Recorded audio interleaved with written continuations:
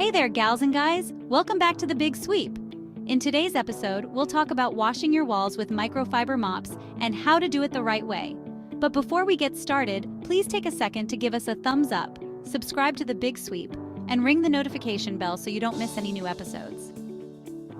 If you're like me, you love a spotless home, and that includes your walls. Clean walls can make a huge difference in the overall appearance of your home. Today, I'm diving into the ultimate guide to cleaning walls with a microfiber mop. This method is not only effective, but also gentle on your walls. Let's get right into it. First off, water temperature. This is a crucial step that many people overlook. This might seem trivial, but it's super important. The right water temperature can make a big difference in how well you clean your walls. You want to use warm water, not too hot, not too cold. Warm water helps to dissolve dirt and grease effectively without damaging the paint. Easy, right? Now onto cleaning products. Skip the harsh chemicals and go for something gentle. Harsh chemicals can damage your paint and leave residues that attract more dirt. A few drops of mild dish soap mixed into your warm water will do wonders.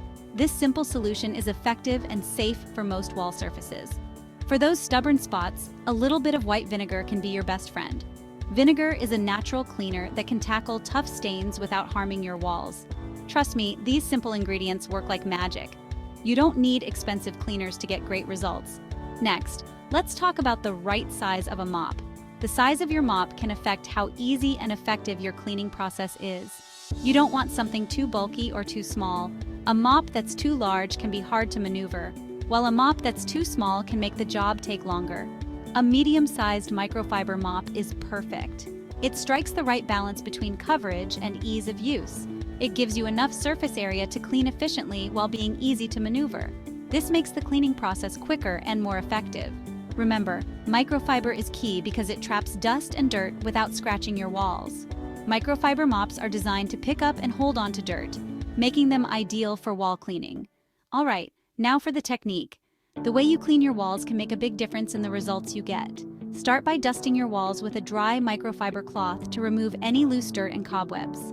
This step ensures that you don't just spread dust around when you start mopping. Then, dip your microfiber mop into the warm soapy water, wring it out well, and start from the top of the wall. Wringing out the mop well prevents excess water from running down your walls. Use gentle, vertical strokes, working your way down. This way, any drips will be cleaned as you move down. It's a simple technique that makes a big difference in the final result. Don't forget to rinse and wring out your mop frequently to avoid spreading dirt around. A clean mop ensures that you're not just moving dirt from one spot to another. And one last tip, dry your walls. Drying your walls after cleaning prevents water spots and streaks. Use a clean, dry microfiber cloth to wipe down the walls after cleaning.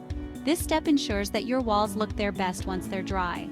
This prevents water spots and keeps your walls looking pristine. Clean, dry walls are the final touch to a spotless home.